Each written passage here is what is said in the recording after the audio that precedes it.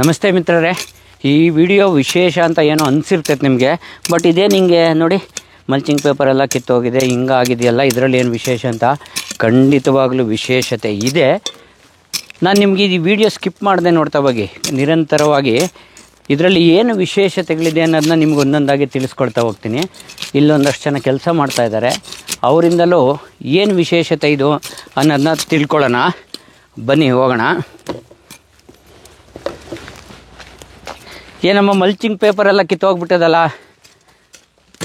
ಯಾಕೆ ಒಳ್ಳೆ ಪೇಪರ್ ಹಾಕಿರ್ಲಿಲ್ವಾ? ಹೆಂಗೆ ಸರ್? ಒಳ್ಳೆ ಪೇಪರ್. ಅದು 3ನೇ ಬೆಳೆ ಸರ್. ಇದು ಹಾಕಿ 1 ವರ್ಷ ಆಯ್ತು. ಇದು 3ನೇ ಬೆಳೆ ಬೆಳೆದಿದ್ದಾರಲ್ಲ. ಓ, ಈ ಮಲ್ಚಿಂಗ್ ಪೇಪರ್ ಹಾಕಿ 1 ವರ್ಷ ಆಗೈತೆ. 3ನೇ ಬೆಳೆ. ಏನೇನು ಬೆಳೆ ಬೆಳೆದಿದ್ರಿ? Tomato sir. 3 ಟೊಮೆಟೊ ಬೆಳೆನೆ? ಹ್ಞೂ ಸರ್. ಓ ಸೂಪರ್.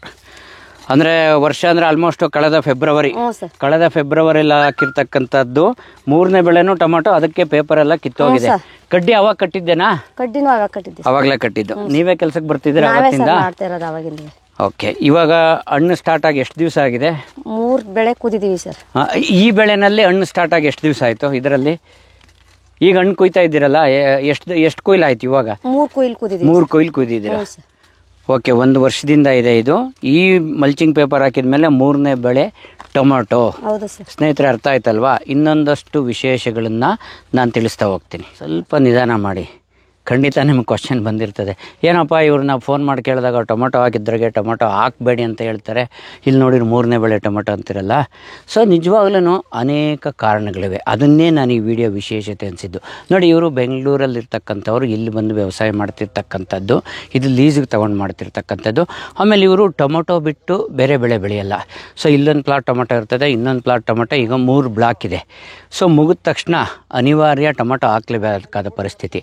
ಹಾಗಂತ ಅಸಾಧ್ಯವಾದದ್ದು ಯಾವುದೂ ಇಲ್ಲ. ಸೊ ಅಸಾಧ್ಯವಾದದ್ದನ್ನು ಸಾಧ್ಯ ಮಾಡಿ ತೋರಿಸಿರೋದ್ರಿಂದಲೇ ನಾನು ಇದನ್ನು ತೋರ್ಸೋಕ್ಕೆ ಬರ್ತಿರೋದು. ಈಗ ವಿಡಿಯೋ ಮಾಡೋಕ್ಕೆ ಬರೋದಕ್ಕೆ ಮುಂಚೆ ಪ್ರಸಾದ್ ಅಂತ ಶ್ರೀನಿವಾಸಪುರದಿಂದ ನಮ್ಮ ರೈತ ಮಿತ್ರರು ಕಾಲ್ ಮಾಡಿದ್ರು. ಅವರು ಹೇಳ್ತಾಯಿದ್ರು, ಹಿಂದಿನ ವರ್ಷ ಟೊಮೆಟೊ ಹಾಕಿದಾಗ ಬೆಡ್ ಮಾಡಿದ್ದು ಇದು 4ನೇ ಬೆಳೆ. ಅಂದರೆ ಟೊಮೆಟೊ ಅಲ್ಲ, ಟೊಮೆಟೊ ಅವರು ವೈರಸ್ ಬಂತು, ಸರಿಯಾಗಿ ಆಗಿರಲಿಲ್ಲ. ಅದಾದಮೇಲೆ ಸೌತೆ ಗಿಡ, ಅದಾದಮೇಲೆ ಆಗಲಿ ಗಿಡ, ಈಗ ಮೆಣಸಿನ ಗಿಡ ಹಾಕಿವ್ರು ಅದೇ ಬೆಡ್ಡಲ್ಲೇ. ಅದೇ ರೀತಿ ಇದು ಟೊಮೆಟೊ 3ನೇ ಬೆಳೆ. ಇನ್ನೂ ಒಂದು ವಿಶೇಷತೆ ಇದೇನು ಈ ಸಕ್ಸಸ್ ಇಲ್ಲಿ ತೋರಿಸ್ಲಿಕ್ಕೆ ಅಂದರೆ, ಎಲ್ಲರೂ ಭಯಪಡ್ತಕ್ಕಂಥ ಅಂಗಮಾರಿ ರೋಗ ಈ ವರ್ಷ ಬಂದಿತ್ತು. ನೋಡಿ, ಇಲ್ಲಿ ಇನ್ಸಿಡೆನ್ಸ್ ತೋರಿಸ್ತೀನಿ. ಅಂಗಮಾರಿ ರೋಗ ಲೇಟಾಗಿ ಮೊನ್ನೆ ನವಂಬರ್ ಡಿಸೆಂಬರಲ್ಲೂ ಮಳೆ ಆಯ್ತಲ್ಲ, ನೋಡಿ ಅಂಗಮಾರಿ ರೋಗ ಬಂದಿರೋದು, ಆಲ್ಟ್ ಆಗಿರೋದು. ಆಮೇಲೆ ಟಾಸ್ಪೋ ವೈರಸ್ ನೋಡಿ, ಅಂಗಮಾರಿ ರೋಗಗಳಿಂದ ಎಲೆಗಳು ಸುಟ್ಟೋಗಿರೋದು ಕಾಣಿಸ್ತಾ ಇದೆ ಅಲ್ವಾ? ಹಾಗೆಯೇ ನಾನು ಓಡಾಡ್ತಾ ತೋರಿಸ್ತೀನಿ ನಿಮಗೆ. ಟಾಸ್ಪೋ ವೈರಸ್ ಕೂಡ ಬಂದಿತ್ತು. ಇಷ್ಟೆಲ್ಲ ಅಡೆತಡೆಗಳು ಬಂದ್ರೂ, ಬಿಡುವಿಲ್ದಂತೆ ಮಳೆ ಸುರಿದ್ರೂ, ಈಗ 1-2 ಸಾಲ ಆಗಲೇ, ಈಗ 1 ವರ್ಷ ಆಯ್ತಲ್ಲ, ಕಡ್ಡಿಗಳು ನಿರಂತರವಾಗಿ ಭಾರ ಒತ್ತಿರೋದ್ರಿಂದ, ಇಳುವರಿ ಈ ಮಟ್ಟದಲ್ಲಿ ಇರೋದ್ರಿಂದ, ನೀವು ಓಡಾಡೋ ವಿಜುವಲ್ಸಲ್ಲಿ ನೋಡಿರ್ಬೋದು ಎಷ್ಟು ಹೈಟ್ ಬೆಳೆದಿದೆ. ಆ್ಯಕ್ಚುಲಿ ನೋಡಿ, ಇದು ಬಗ್ಗಿದೆ, ಎತ್ತಿ ಕಟ್ಟಿಬಿಟ್ರೆ ಇದು ಸಾಕಾಗಲ್ಲ, ಆ ಹೈಟ್ ಹೊರಟೋಗ್ಬಿಡ್ತದೆ. ಇಷ್ಟು ಅದ್ಭುತವಾಗಿ ಬಂದಿರೋದಕ್ಕೆ ಕಾರಣ ಆದರೂ ಏನಿರ್ಬೋದು? ಅದೇ ವಿಶೇಷತೆ ನಾನು ಈ ವಿಡಿಯೋ ತೋರಿಸ್ಲಿಕ್ಕೆ ಕಾರಣ. ಇಷ್ಟೊಂದು ಬ್ಯುಸಿ ಶೆಡ್ಯೂಲ್ ಇದ್ದರೂ ಇಲ್ಲಿ ಬಂದು ತೋರಿಸ್ಬೇಕಂದು. ನೋಡಿ ಯಾವ ಮಟ್ಟದಲ್ಲಿ ಲೇಟ್ ಬ್ಲೈಟ್ ಅಟ್ಯಾಕ್ ಆಯಿತು ಅಂದರೆ ಎಷ್ಟಿಷ್ಟಾಗಲ್ಲ, ಬಟ್ ಹಾಲ್ಟ್ ಆಗಿದೆ. ನೋಡಿ ಇಲ್ಲಿ ಸುಳಿ ಎಲೆ ಹಾಲ್ಟ್ ಆಗಿದೆ, ಎಲ್ಲೂ ಸ್ಪ್ರೆಡ್ ಆಗಿಲ್ಲ. ಬಟ್ ನೀವು ರೀಕಾಲ್ ಮಾಡ್ಕೋಬೋದು. ಕೆಲವರು ಈ ವರ್ಷ ನನ್ನ ಹತ್ರ ಬರೋರಲ್ಲೂ ಕೆಲವರಲ್ಲಿ ಲೇಟ್ ಬ್ಲೈಟ್ ಬಂದಿತ್ತು, ಈ ಮಟ್ಟದಲ್ಲಿ ರಿಸಲ್ಟ್ ಬಂದಿಲ್ಲ. ಇದು ಹಳೇ ಬೆಡ್ನಲ್ಲೂ ಹಂಗೆ ಬಂದಿದೆ ಅಂದರೆ ಕಾರಣ ಬೆಡ್ಡಿನ ಆರೋಗ್ಯ. ಜೈವಿಕ ಗೊಬ್ಬರಗಳು ನಿರಂತರವಾಗಿ ಬಳಸ್ತಾ ಇದ್ದೀವಿ, ಸಾವಯವ ಗೊಬ್ಬರಗಳನ್ನು ನಿರಂತರವಾಗಿ ಬಳಸ್ತಾ ಇದ್ದೀವಿ. ಅದಕ್ಕೆ ಕಾರಣ ಜೈವಿಕ ಗೊಬ್ಬರಗಳ ಬಗ್ಗೆ ನಾನು ಪ್ರತ್ಯೇಕವಾದ ವಿಡಿಯೋದಲ್ಲಿ ಮಾಹಿತಿ ನೀಡಿದ್ದೀನಿ.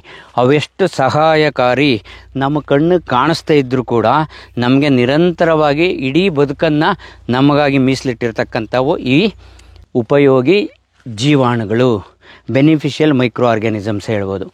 ನೋಡಿ ಎಷ್ಟು ಚೆನ್ನಾಗಿದೆ ಫ್ರೂಟ್ ಸೆಟ್ಟಿಂಗು. ಇದು ಆ್ಯಕ್ಚುಲಿ ಮೇಲಿನ ಕೊನೆ ನೋಡಿ, ಬಿಡಿಸಿ ತೆಗಿಯೋಕ್ಕಾಗ್ತಿಲ್ಲ, ಅಲ್ಲಿರಬೇಕಾಗಿದ್ದು ಇಳೆ ಬಿದ್ದಿದೆ. ಫ್ರೂಟ್ ಸೆಟ್ಟಿಂಗ್ ಅಷ್ಟೂ ಆಗಿದೆ, ಎಷ್ಟು ಫ್ಲವರ್ ಆಗಿದೆ ಅಷ್ಟೂ ಆಗಿದೆ. ಸೊ ಅಂಗಮಾರಿ ರೋಗ ಬಂದಿತ್ತು, ಟಾಸ್ಪೋ ವೈರಸ್ ಬಂದಿತ್ತು, ಹಳೆ ಬೆಡ್ಡು, ಇಷ್ಟೆಲ್ಲ ಚಾಲೆಂಜಸ್ ಇದ್ದರೂ ಹೋಗಲಿ, ಬೆಳೆ ಏನಾದರೂ ಸಾಧಾರಣಕ್ಕಿದೆಯಾ, ಆವ್ರೇಜ್ ಆಗಿದೆಯಾ? ನೋಡಿ ನೀವು, ಯಾವುದೇ ಮೊದಲನೇ ಬೆಳೆಗಿಂತ ಕಡಿಮೆ ಇದೆಯಾ? ನೋಡಿ ಫ್ರೂಟ್ ಸೆಟ್ಟಿಂಗು ನೋಡಿ. ಇದು ಯೋಗಿ 35 ಅಂತ ತಳಿ. ಅದನ್ನು ಯಾರಾದರೂ ಕೇಳಿಬಿಡ್ತೀರಾ, ವಿಡಿಯೋ ಪೂರ್ತಿ ನೋಡಿದರೆ ನಿಮ್ಗೆ ಫಾಲೋ ಮಾಡಿರೋ ಅರ್ಥ ಆಗುತ್ತೆ. ಇದು ಯೋಗಿ 35 ಅಂತಕ್ಕಂಥ ತಳಿ. ನಾನು ತೋರಿಸೋ ಪ್ರತಿ ಜಾಗದಲ್ಲೂ ಅಂಗಮಾರಿ ರೋಗ ಲೇಟ್ ಬ್ಲೈಟ್ ಬಂದು ಒಣಗಿರೋ ಗುರುತು ನಿಮಗೆ ಕಾಣಸಿಗುತ್ತೆ. ಸೊ ಇಲ್ಲಿ ಯಾವುದೂ ನಾವು ಪದೇ ಪದೇ ಸ್ಪ್ರೇ ಮಾಡಿಲ್ಲ, ವಾರಕ್ಕೊಂದೇ ಸ್ಪ್ರೇ ಮಾಡಿರೋದು. ಈ ಬೆಳೆನಲ್ಲಿ ನಾವು ಲೈಟ್ ಬ್ಲೈಟ್ಗಾಗಿ ಆ್ಯಕ್ಚುಲಿ ಈಕ್ವೇಷನ್ ಪ್ರೋ ಇದೆಯಲ್ಲ, ಇವುಗಳನ್ನೆಲ್ಲ ಬಳಸಿದ್ದೀವಿ ನಾವು. ತುಂಬ ಔಷಧಿಗಳನ್ನ ಈ ಬೆಳೆಗೆ ಸ್ವಲ್ಪ ಹೆಚ್ಚು ರಾಸಾಯನಿಕಗಳನ್ನು ಬಳಸಿದ್ದಕ್ಕೆ ಸಾಧ್ಯ ಆಯಿತು. ಇಲ್ಲಿ ಒಂದು ಬುಡ ಕಿತ್ತೋಗಿ ಇದಾಗಿದೆ, ಕಡ್ಡಿ ಬಿದ್ದೋಗಿರೋದು ನೋಡಿ. ಈ ಸಾಲು ಪೂರ್ತಿ ತೂಕ ತಡಿಲಾರದೆ ಕಾಣಿಸ್ಬೋದು ನೋಡಿ ನಿಮಗೆ. 1 ವರ್ಷದ ಹಳೇದು ಬಿದ್ದೋಗ್ಬಿಟ್ಟಿದೆ. ಇದನ್ನು ಇಲ್ಲೂ ನಿಮಗೆ ವಿಜುವಲ್ಸ್ ಕಾಣಿಸ್ತದೆ. ಸೊ ಈ ಅನಿವಾರ್ಯ ಪರಿಸ್ಥಿತಿ ಹೊರತಾಗಿ ಈ ಬೆಡ್ಡಲ್ಲಿ ಈ ಬೆಳೆನ ಈ ಮಟ್ಟಕ್ಕೆ ತೆಗಿಲಿಕ್ಕೆ ಇನ್ನೂ ಒಂದು ಪ್ರತ್ಯೇಕವಾದ ಕಾರಣ ಇದೆ. ಆ ಕಾರಣನ ಈ ಬೆಳೆಯನ್ನು ನಿರ್ವಹಣೆ ಮಾಡ್ತಿರ್ತಕ್ಕಂಥವರಿಂದಲೇ ತಿಳ್ಕೊಳ್ಳೋಣ. ಅವ್ರನ್ನ ತೋರಿಸಿದ ತಕ್ಷಣ ನಿಮ್ಗೆ ಗೊತ್ತಾಗುತ್ತೆ, ಅವರ ಪರಿಚಯದ ಅಗತ್ಯ ಇಲ್ಲ. ಬನ್ನಿ ಹೋಗೋಣ.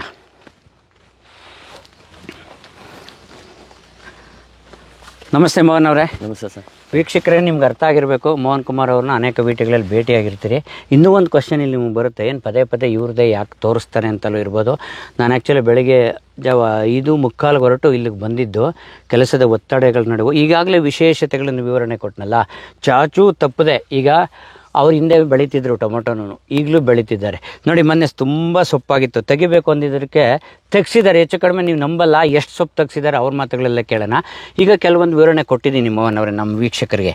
ಟೊಮೊಟೊ ಆದಮೇಲೆ ಟೊಮೊಟೊ ಬೆಳಿಬೇಡ್ರಿ ಅಂತಲೇ ನಾನು ಹೇಳ್ತಾ ಇರ್ತೀನಿ. ಹೌದೌದೌದು. ನೀವು ಟೊಮೊಟೊ ಆದಮೇಲೆ ಟೊಮೊಟೊ 3ನೇ ಬೆಳೆ ಬೆಳೀತಾ ಇದ್ದೀರಲ್ಲ, ಇದಕ್ಕೆ ಕಾರಣ ಆದರೂ ಏನು? ಅದರಲ್ಲೂ ಯಶಸ್ವಿಯಾಗಿರೋದಕ್ಕೆ ಇದೇನು ಅರ್ಧ ಬರ್ಧ ಬೆಳೆ ಅಲ್ಲ. ಹೌದು, ಒಬ್ಬ ಕಣ್ಣಿಗೆ ಹಬ್ಬ ಉಂಟು ಮಾಡ್ತಕ್ಕಂಥ ಬೆಳೆ. ಹಿಂಗೆ ಸಾಲು ನಿಂತ್ಕೊಂಡು ನೋಡಿದ್ರೆ ನೋಡಿ ಹೇಗಿದೆ, ಎತ್ತರ ಇರ್ತಕ್ಕಂಥದ್ದು. ಸೊ ಇದು ಈ ಥರ ಬೆಳೆದು ಸಕ್ಸಸ್ ಮಾಡಬೇಕು ಅಂತ ಅನಿಸಿದ್ದಾದರೂ ಯಾಕೆ, ಒಂದೆರಡು ಮಾತುಗಳು ತಿಳಿಸ್ಕೊಡ್ಬೋದಾ? ಸರಿ ಸರ್, ಖಂಡಿತ. ಇದು ವಿಶೇಷತೆ ಏನೂ ಇಲ್ಲ ಸರ್. ಹಿಂದೆ ನಾನು ಟೊಮೊಟೊ ಮಾಡ್ತಾಯಿದ್ದೆ, ಇಲ್ಲ ಅಂತ ಹೇಳ್ತಾ ಇಲ್ಲ. ನಾವು ಒಂದು 4 ಮಂತ್ಸು ಲಾಸ್ಟ್ ಆಗ್ತಿತ್ತು, 4.5 ಆ ಥರ ಎಲ್ಲ ಆಗ್ತಿತ್ತು. ಬಟ್ ಇಳುವರಿ ಬರ್ತಿರ್ಲಿಲ್ಲ, ಮತ್ತು ಗಿಡ ಬೆಳವಣಿಗೆ ಆಗ್ತಿರ್ಲಿಲ್ಲ. ಒಂದು 2-2.5 ತಿಂಗಳಿಗೆಲ್ಲ ಸ್ಯಾಂಪಲ್ 2 ತಿಂಗಳು ಕಟಾವ್ ಆಗ್ತಿತ್ತು. ಬಟ್ ಹಾಗಾಗಿ ನಾವು ಫೈಲ್ಯೂರ್ ಆಗ್ತಿತ್ತು. ಬಟ್ ಇವಾಗ ನೀವು ಫ್ರೆಶ್ ಟೈಮ್ ಹೇಳ್ದಾಗ್ಲೂ ಇಲ್ಲಿವರೆಗೂ ಇದು 5 ಬೆಳೆನೂ ಕಂಟಿನ್ಯೂಟಿ ಟೊಮೊಟೊ. ಇದು ಬೇರೆ ಏನಿಲ್ಲ. ಬೀನ್ಸ್ ಹಾಕ್ತಾ ಅದು ಫೈಲ್ಯೂರ್ ಆಯಿತು, ಗೊತ್ತಿರುವಂಥ ಹೆಸರು. 5 ಬೆಳೆನೂ ಕೂಡ ಕಂಟಿನ್ಯೂಟಿನೇ ಟೊಮೊಟೊ ಹಾಕಿರೋದು. ಇದು ಈ ಬೆಡ್ ಹಾಕಿದ್ಮೇಲೆ 3 ಬೆಳೆ ಕಂಟಿನ್ಯೂಟಿ ಬರೀ ಟೊಮೊಟೊನೇ. ಫಸ್ಟ್ ನಾಟಿ ಹಾಕಿದೆ, ಆಮೇಲೆ 1068 ಹಾಕಿದೆ ಜಾಮು, ಅದು ಚೆನ್ನಾಗಿ ಬಂದಿತ್ತು.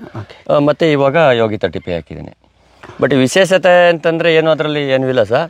ಒಂದು ಚಾಲೆಂಜ್ ಆಗಿ ನಾನು ತಗೊಂಡಿದ್ದೇನಂತಂದರೆ, ಈ ಬಂದವರು ಹೋದವರು ಏನೇನೋ ಒಂದು ಮಾತಾಡೋದು, ಮಾಡಿಬಿಡ್ತಾರ 3ನೇ ಬೆಡ್ ಬೆಳೆದ್ಬಿಡ್ತಾನೆ. ನಾ ಯಾವಾಗಲೂ 3 ಬೆಡ್ ಬೆಳೆದೇ ಅದು ಅವ್ರಿಗೆ ಏನು ಅನ್ಸಿತ್ತೋ ನನಗೆ ಗೊತ್ತಿಲ್ಲ. ಬಟ್ ಈ ಆಡ್ಕೊಳ್ಳೋದಿದೆಯಲ್ಲ ಅದು ಬೇಡ ಅಂತ. ಸೊ ಇದೊಂದು ಬೆಳೆ ಮಳೆ ಜಾಸ್ತಿ ಇರೋದ್ರಿಂದ ಇದು ಆಗದೇ ಇಲ್ಲ. ಏನ್ ಮಾಡ್ಬಿಡ್ತಾರ, ಪೇಪರ್ ಎಲ್ಲ ಹರಿದೋಗಿದೆ, ಅದಾಗೋಗಿದೆ, ಇವರು ಫೇಲ್ ಆಗ್ತಾರೆ, ಇವರು ಡಾಕ್ಟರ್ ಫೇಲ್ ಆಗ್ತಾರೆ ಅಂತ ಅಂದ್ಕೊಂಡು ಕಳೆ ಎಲ್ಲ ಬಂದ್ಬಿಟ್ಟಿದೆ ಇಷ್ಟೊಂದು, ಅದು ಇದು ಅಂತ ಎಲ್ಲ ಏನೇನೋ ಇದು ಮಾಡ್ಕೊಂಡು. ನಾನು ಇದನ್ನ ಒಂದು ಹುಡುಗ ಬಂದ, ಸಣ್ಣ ಹುಡುಗ, ಏನಪ್ಪ ಹಾಕೋದು, ಟೊಮೊಟೊ ಹಾಕಿ ಅಂಕಲ್ ಅಂತಂದ. ಪ್ರಮೋದ್ ಅಂದ್ಬಿಟ್ಟು ಅವರು, ಇದೇ ಕಾಳಿ ಉಂಡಿ ಹುಡುಗ, ಸಣ್ಣ ಹುಡುಗ ಅವನು. ನಾನು ಅವನ ಮಾತನ್ನೇ ನನ್ನ ಮನಸ್ಸಲ್ಲಿ ಇಟ್ಕೊಂಡು ಟೊಮೊಟೊ ಹಾಕ್ತೆ. ಇದು ಯಾರ ಉದ್ದೇಶನೂ ಅಲ್ಲ, ಇದು ಏನೂ ಅಲ್ಲ. ನೋಡೋಣ, ಇದೊಂದು ಚಾಲೆಂಜ್ ತಗೋಬೇಕು, ಜನ ಮುಂದೆ ಏನಾರು ಒಂದು ಮಾಡಲೇಬೇಕು. ಒಂದು ಚಾಲೆಂಜ್ ಏನಾರು ತಗೊಂಡ್ರೆ ಅದು ಮಾಡೋವರೆಗೂ ನಾ ಬಿಡಲ್ಲ. ನೀವು ಹೇಳ್ಕೊಂಡಿರಲಿಲ್ಲ, ಬಟ್ ನೀವು ಪ್ರತಿ ಸಲ ಫೋನ್ ಮಾಡಿದಾಗ ನನಗೆ ಹೇಳ್ತಾ ಇದ್ರಿ, ಸರ್ ಈ ಪ್ಲಾಟು ಯಾವುದೇ ಕಾರಣಕ್ಕೂ ಡೌನ್ ಆಗಬಾರದು. ಹೌದು, ನೀವು ಇಲ್ಲಿವರೆಗೂ ಕೊಟ್ಟಿರೋದಕ್ಕೆ ಬೇಕಾದ್ರೆ ಎಕ್ಸ್ಟ್ರಾ ಕೊಟ್ಟಿದ್ರಿ, ನಾನು ಬಿಡ್ತೀನಿ, ಈ ಬೆಳೆ ಚಾಲೆಂಜ್ ಆದ್ರೆ ನನಗೆ ಮನಸ್ಸಿಗೆ ಖುಷಿ ಆಗ್ತದೆ ಅಂತ ಹೇಳಿದ್ರಿ ನೀವು. ಹೌದೌದು, ಖಂಡಿತ. ಇವತ್ತು ಅದು ಸಾಕಾರ ಆಗಿದೆ. ನಿಮ್ಮಲ್ಲಿ ಇದ್ದಿದ್ದ ಮಾತಿನ ಒಂದು ಕಾನ್ಫಿಡೆನ್ಸ್ಗಾಗಿನೇ ಇದು ವಿಡಿಯೋ ಶೇರ್ ಮಾಡ್ಕೊಳಕ್ಬೇಕು ಅಂತ ಬಂದಿದ್ದು. ನಿಜವಾಗ್ಲೂ ಇವತ್ತಿನ ದಿನಾಂಕಕ್ಕೆ ನಾನು ಬರ್ತಕ್ಕಂಥ ಪರಿಸ್ಥಿತಿನೇ ಇಲ್ಲ ಅಂತ ಅನಿವಾರ್ಯ ಕೆಲಸ ಆದರೂ ಬಂದಿದ್ದೀನಿ. ಒಂದು ಈಗಂತೂ ನಿಮಗೆ ಮಂದಟ್ಟಾಗಿದೆ. ಯಾವುದೇ ಕಾರಣಕ್ಕೂ ಟೊಮೊಟೊ ಬೆಳೆನಲ್ಲಿ ನಷ್ಟ ಆಗಲ್ಲ ಸರ್, ಖಂಡಿತ ಆಗಲ್ಲ. ಈಗ ನಿಮ್ದು ಒಂದು ಪ್ಲಾಟು ನನಗೆ ಗೊತ್ತಿದ್ದಂಗೆ ಕಳೆದ ಬಾರಿ 7 ತಿಂಗಳು ಕೊಯ್ಲಿದ್ದು ಪ್ಲಾಟು ತಿರುಗಿ ಮತ್ತೆ ಟೊಮೊಟೊ ಹಾಕಿದ್ರೆ ಅದು ಮುಗಿತಾ ಬಂದಿದೆ. ಇನ್ನೊಂದು 5 ಎಕರೆ ಟೊಮೊಟೊ ಮೊದಲನೇ ಬೆಳೆಯಾಗಿ 2ನೇ ಬೆಳೆ ಬಂದಿದೆ. ಅದು ಒಂದೆರಡು ವಿಜುವಲ್ಸ್ ತೋರಿಸ್ಬಿಡ್ತೀವಿ. ತುಂಬಾ ಚೆನ್ನಾಗಿದೆ ಸರ್, ಅದು ಚೆನ್ನಾಗಿದೆ. ಇದು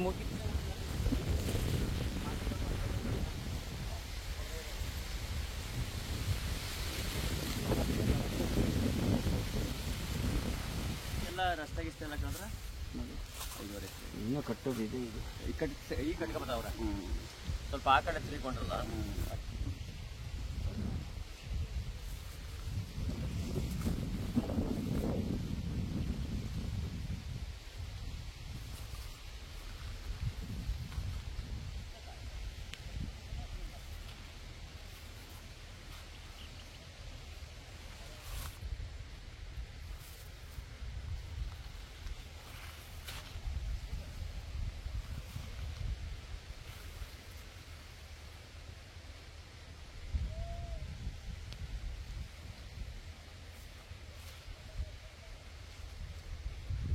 ತೋರಿಸ್ಬಿಡ್ತೀವಿ ತುಂಬಾ ಚೆನ್ನಾಗಿದೆ ಸರ್ ಅದು ಚೆನ್ನಾಗಿದೆ. ಇದು ಮುಗಿಯೋದಕ್ಕೆ ಮುಂಚೆನೆ ಅದು ಸ್ಟಾರ್ಟ್ ಆಗುತ್ತೆ ಹಣ್ಣು. ಹೌದು ಹೌದು. ಸೊ ಇದು ಇನ್ನು ಫರ್ದರ್ ಒಂದು ಕ್ವಶನ್, ಇದು ಮುಗಿದ್ಮೇಲೆ ಏನ್ ಮಾಡ್ತೀರಿ ಈ ಪ್ಲಾಟ್ ಅಲ್ಲಿ? ಟೊಮೊಟೊನ ಸರ್ ಸೀಸನ್ಗೆ ಬೆಡ್ ತೆಗೆದು ಬೇರೆ ಹಾಕೊಂಡು ಮಾಡ್ತೀವಿ. ಹೌದೌದು, ಹೊಸದ್ ಮಾಡಿದೀನಿ.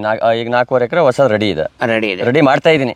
ಅದ್ರಲ್ಲಿ ಟೊಮೊಟೊ ಹಾಕ್ತೀರಾ? ಅದ್ರಲ್ಲಿ ಟೊಮೊಟೊ. ನಂತರ ಅದಾದ್ಮೇಲೆ ತಿರುಗಿ ಈ ಪ್ಲಾಟ್ ಮುಗಿದೋದ್ಮೇಲೆ ಇದು ಉಳಿಸಿ ಎಲ್ಲ ರೆಡಿ ಮಾಡಿ ಇದು ಅದ ಬಂದಿದೆ ಸರ್. ಇದು ಭೂಮಿ ಅದ ಇದೆ. ಇದು ಭೂಮಿ ಈಗ ನೀವು ಪರಿಚಯ ಆದ್ಮೇಲೆ ನನ್ಗೆ ಈ ಭೂಮಿ ಅದ ಮಾಡ್ಕೊಂಡಿದೀನಿ. ಈಗ ಶುದ್ಧತೆ ಆಗಿದೆ. ಇದು ನಾನಲ್ಲ, ಯಾರೇ ಮಾಡಿದ್ರೆ ಇದ್ರಲ್ಲಿ ಒಳ್ಳೆ ಬೆಳೆ ಬರುವಂತ ಶುದ್ಧತೆ ಭೂಮಿ ತಯಾರಾಗಿದೆ. ಯಾಕೆ ನಾವೆಲ್ಲ ಬಿಟ್ಟಿರೋದು ಆರ್ಗಾನಿಕ್, ಹೌದೌದು, ಆ ತರದಲ್ಲಿ ಬಿಟ್ಟಿರೋದ್ರಿಂದ ನಾವ್ ಈ ಸರಿ ಗೊಬ್ಬರ ಕೊಟ್ಟಿಲ್ಲ ಸರ್. ಇದಕ್ಕ ಇನ್ನು 13-045 ಕೊಟ್ಟಿಲ್ಲ, 13-40 13 ಕೊಟ್ಟಿಲ್ಲ. ಮೊನ್ನೆ 19 ಬಿಟ್ಟಿದ್ದೀನಿ. ಇದಕ್ಕೆ ನನ್ ಗೊಬ್ಬರ ಈಗ ಮೂಟೆ ಗೊಬ್ಬರ ಹಾಕೋರು ಎಲ್ಲಿ ನೋಡಿ ಸರ್, ಮೂಟೆ ಗೊಬ್ಬರ ಎಲ್ಲಾರು ಹಾಕಿದ್ರೆ ಒಂದು ಕಾಳು ಬೆಡ್ಗೆ ಏನ್ ನಾನು ಹಾಕಿದೆ, ನೀವು ಕೊಟ್ಟಿದ್ ಬಿಟ್ರೆ ಬೆಡ್ಗೆ ಇನ್ನು ಏನು ಅಂದ್ರೆ ಏನು ಹಾಕಿಲ್ಲ. 20 ಟ್ರಾಕ್ಟರ್ ಕೊಟ್ಟಿಗೆ ಗೊಬ್ಬರ ಹೊಡಿಸಿದೀನಿ. ಎಷ್ಟು ಬಿಗಿನಿಂಗ್ ನಾವು ಹಿಂದಿನ ವರ್ಷ ಫೆಬ್ರವರಿಲಿ. ಹೌದು, ಅವಾಗ ನಾವು ಬಂದಿದ್ವಿ, ಪಕ್ಕದಲ್ಲಿ ಶುಂಠಿ ಇತ್ತು, ಸ್ಪ್ರಿಂಕ್ಲರ್ ಆನ್ ಮಾಡಿದ್ರು. ಅವತ್ತು ನಿಮ್ಗೆ ಒಂದು ಸ್ಪ್ರೇ ಕಿಟ್ಟು ಇವತ್ತಿಗೂ ಒಂದು ಕಾಳು ಮೂಟೆ ಗೊಬ್ಬರ ನಂಗೆ ಸೋಕ್ಸಿಲ್ಲ. ಬರೋದು ಮೂಟೆ ಗೊಬ್ಬರ ಕೊಟ್ಟವನಿ ಅನ್ನೋದು,